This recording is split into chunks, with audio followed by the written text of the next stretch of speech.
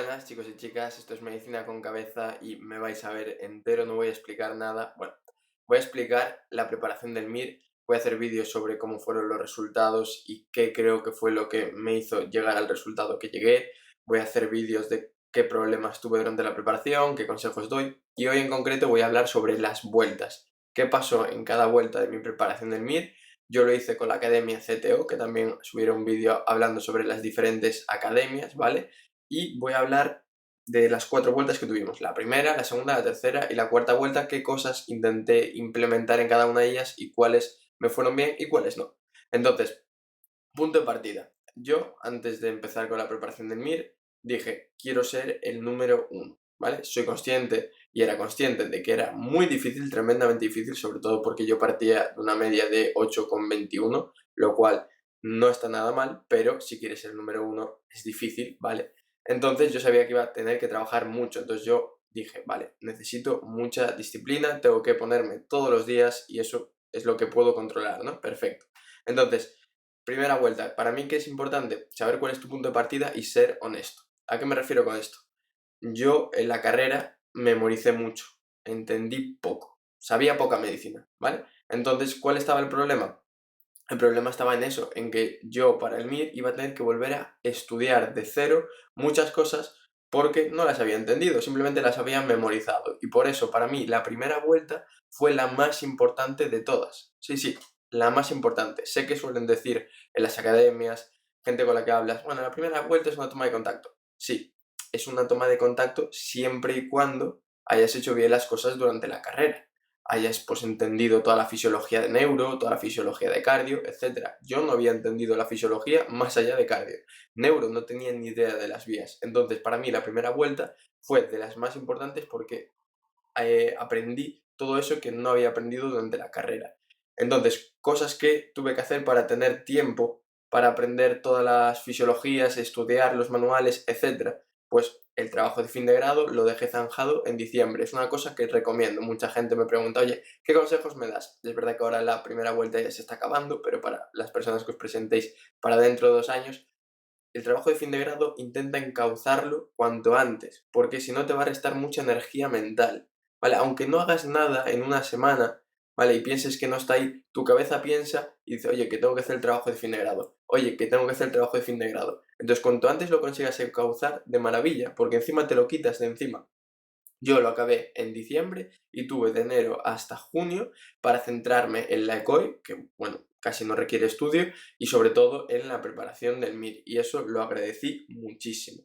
Otra cosa que hay que hacer, coger la disciplina para el resto de vueltas. Una cosa que veo importantísima, sobre todo si eres una persona como yo, que se ponía a estudiar pero el mes antes de los exámenes, o que a lo mejor un día suelto se ponía, pero que no tenía esa capacidad de estudio, es coger la disciplina para estudiar cada vuelta, ¿vale? Porque claro, si tú esperas y dices, bueno, hoy estoy cansado, hoy no voy a estudiar, ¿vale? Es septiembre, octubre igual, noviembre. Al final llegas a la segunda vuelta, ¿vale? Ahí en verano que tienes que estudiar muchísimo todo el día centrado en el MIR, ¿vale? Si no tienes esa disciplina, lo vas a pasar muy mal. Por eso creo que cuanto antes te pongas, mejor, ¿vale? Aunque sea 1 o 2 horitas al día, creo que te puede ayudar muchísimo.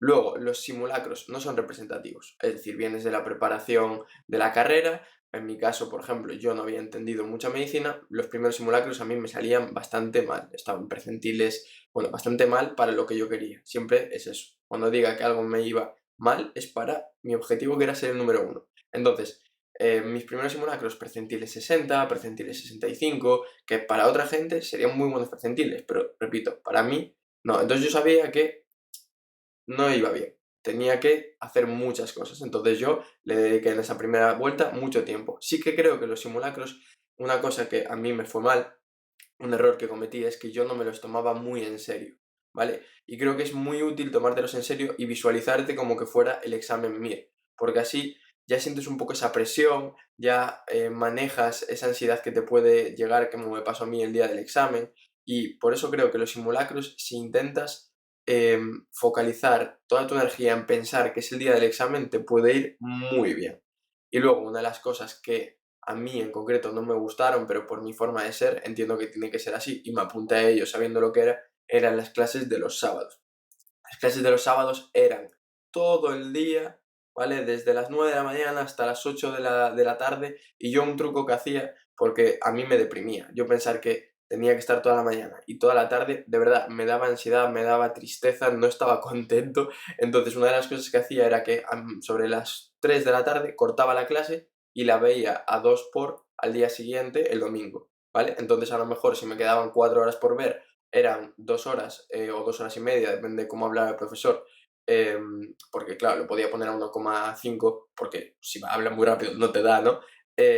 Así el sábado por la tarde podía hacer planes y el domingo no me quitaba mucho tiempo, me levantaba a las 8 igualmente y a las 10 estaba zanjado.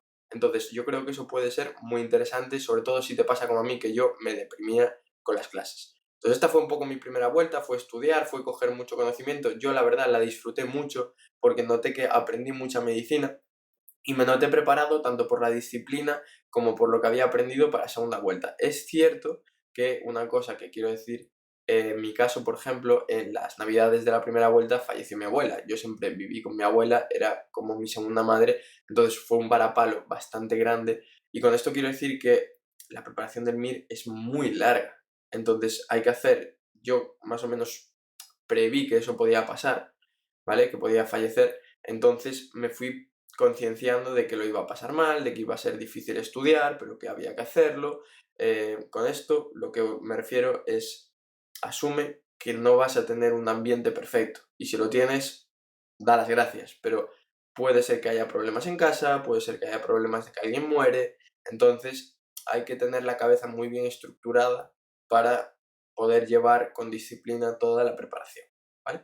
La segunda vuelta, pues ya es cuando empieza el verano, es todo el tiempo te lo dedicas al MIR. En mi caso yo no tuve graduación, prácticamente tuvimos una pequeña fiesta, pero bueno, no fue una graduación como tal, entonces me costó hacer la transición de la carrera al ir al MIR, fue complicado, pero es verdad que cuando te pones en el verano a estudiar el MIR dices, Dios mío, ¿qué hago aquí? Porque hacía calor, todo el mundo en la playa y tú estás ahí estudiando, encima nos tocaron asignaturas de estas que tienen menos preguntas en el examen y también son menos atractivas. Bueno, fue complicado, yo la verdad lo recuerdo como una etapa mala, de hecho tuve bastantes problemas de ansiedad en esa etapa, tuve que ir a la psicóloga que me ayudó muchísimo, pero porque yo llegó un momento en el que no podía salir de casa de la ansiedad que tenía. Entonces, para mí fue complicado, dejé el deporte en esa etapa, lo cual no recomiendo, pero mi cerebro lo necesitaba.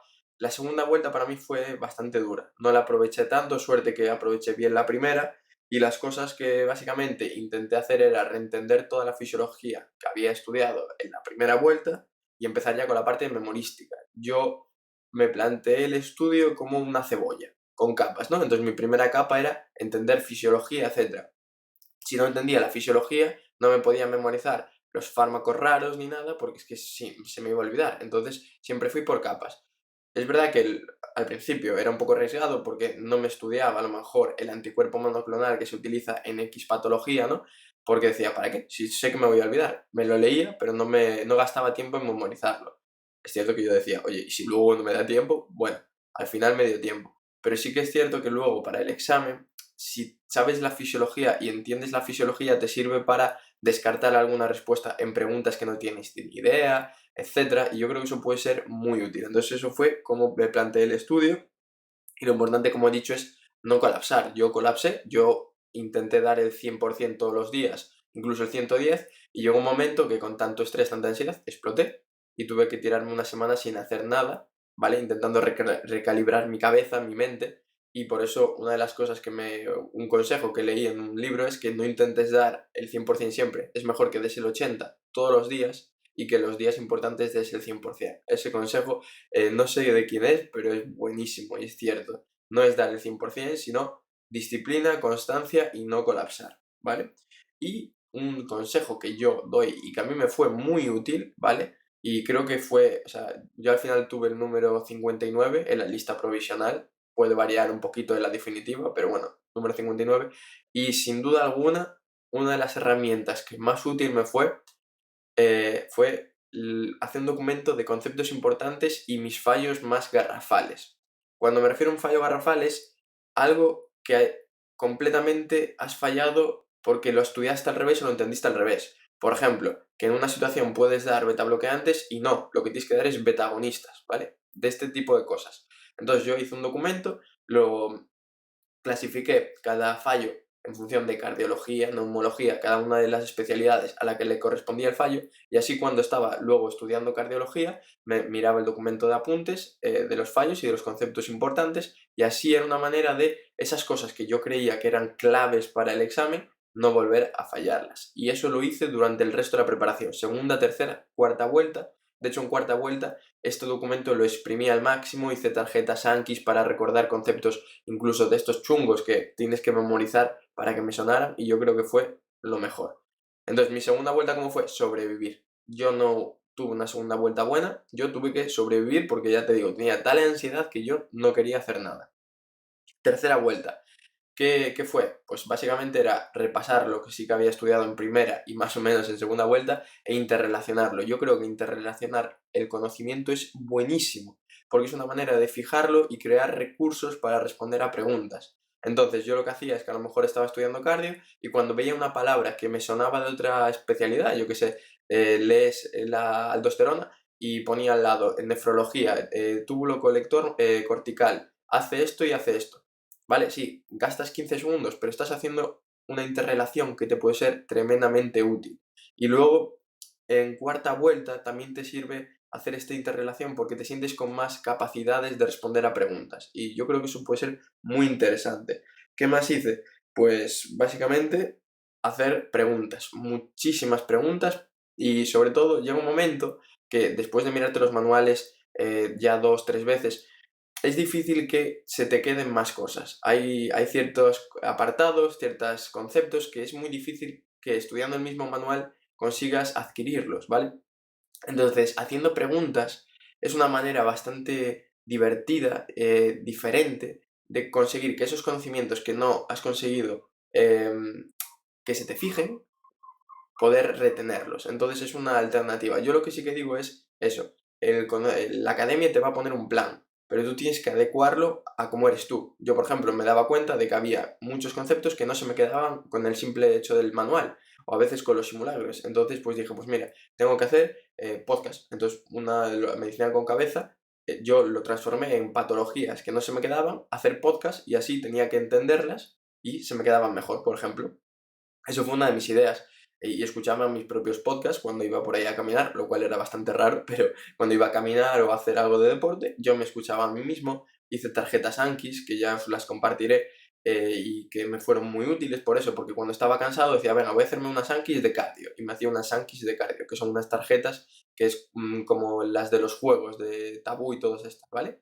Que tú tienes por un lado una pregunta y por el otro la respuesta. Pues es una manera de repasar, ¿vale? ¿Y qué pasa? En la tercera vuelta ya empiezan los nervios. Se acerca el MIR, y si no consigo mi plaza.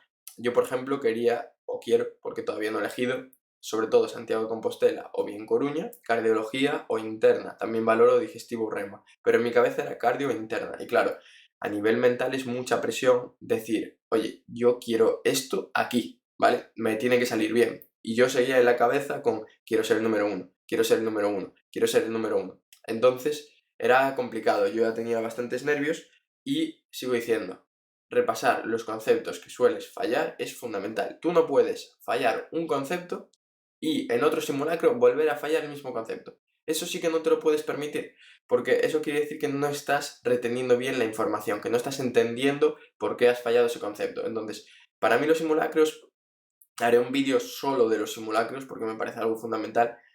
Mis simulacros variaban mucho. Había simulacros en los que podía estar precentil 85, precentil 90 y otros precentil 70, ¿vale? Dependía de qué conceptos cayeran, porque al fin y al cabo los simulacros eran una muestra de 210 conceptos de todo el MIR, ¿vale? Entonces, claro, si llevaba peor Gine y en ese simulacro caían 15 preguntas de Gine, pues está claro que me iba a salir peor. Entonces, también intentaba evaluar cuáles eran las asignaturas que peor llevaba. Y cuando tenía un rato libre, por ejemplo, Gine se me daba bastante mal, dedicaba tiempo, ese tiempo libre, a Gine. Y me repasaba otra vez el manual, hacía unos apuntes de Gine pues rápido de las cosas que suelo fallar, etcétera, ¿vale? Eso creo que es muy útil. Tener que autoevaluarte, no la academia, no los simulacros, tú. ¿Qué es lo que notas que llevas peor? Neuro, pues dedica tiempo a neuro. Gine, pues dedica tiempo a Gine. ¿vale? Si estás en la semana de cardio y cardio la llevas de maravilla y tienes 4 horas libres, coge y di, vale, ¿cuál es la que siempre fallo? Neurología, pues voy a dedicarle 4 horas a neurología y yo creo que eso te puede ser de mucha ayuda, ¿vale? Y ya llegamos a la cuarta vuelta. Aquí te dicen que el pescado está vendido, es cierto, el trabajo ya lo has hecho, pero es muy interesante la cuarta vuelta. ¿Por qué? Es verdad que no vas a memorizar muchas cosas. En mi caso yo lo que aproveché fue esos fármacos que no había memorizado del todo, memorizarlos, ¿vale? Los anticuerpos monoclonales, nuevos fármacos, salió un nuevo tratamiento de la esclerosis múltiple, pues me lo memoricé. Sí que sirve para eso, pero también para interrelacionar. Entonces, como tenías un día por asignatura importante, ¿vale? Para cardio eran 2, por ejemplo, lo que hacía era me ponía con el manual de cardio y cada vez que veía algo que podía interrelacionar, como si era con 5 asignaturas diferentes, yo lo interrelacionaba. Y creo que eso puede ser muy útil, porque es una manera de fijar todos los conceptos. Y también lo que hacía era que en esta etapa los conceptos que volvía a fallar, que seguía fallando, ¿vale? Me los repasaba todos los días. Hice un documento que al final fueron 1600 fallos, ¿vale? 1600 frases más o menos, porque claro, yo ponía, el tratamiento del infarto es esto, ¿vale? Y era una frase. Y yo todos los días o me obligaba a sacar un momento, incluso si tenía que dejar de estudiar temas sin importancia, pues lo hacía, porque claro, al fin y al cabo son 1600 conceptos que sueles fallar y que como caen en el MIR probablemente los falles. Y cayeron de ese documento de fallos 14 preguntas, ¿vale? Que hubiera fallado y al final acerté 13 de 14 de ese documento de fallos. Por eso digo que es muy interesante autoconocerse, decir, vale, esto es lo que suelo fallar, soy así, ¿vale? Ojalá no fuera así, pero es lo que suelo fallar, lo que probablemente si cae en el examen falle, pues voy a dedicarle mucho tiempo en minimizar ese riesgo de fallarlo, ¿vale? Por eso digo, la cuarta vuelta es relajante en el sentido de decir, bueno, el pescado ya está vendido, ya he trabajado lo que tenía que trabajar, pero no hay que bajar el listón, ¿vale? Hay que seguir intentando adquirir conocimientos y sobre todo, más que adquirir nuevos conocimientos, que los conocimientos que ya tienes no los falles ni de coña, ¿vale? Eso es fundamental y por eso, pues, tus documentos de apuntes importantes, quizás tu documento de fallos, eso te puede ser de mucha utilidad, ¿vale? Y ya hablaré luego en otro vídeo sobre el examen MIR, los días antes del MIR, los nervios, pero yo creo que esto es como me planteé un poquito las 4 vueltas de mi academia CTO, cuáles fueron mis problemas, que bueno, ya os he dicho, tuve problemas de ansiedad, tuve problemas de que se me murieron familiares, pero al final es eso, si tienes claro cuál es el camino y a dónde quieres llegar, yo creo que se puede gestionar y se puede vivir bien durante el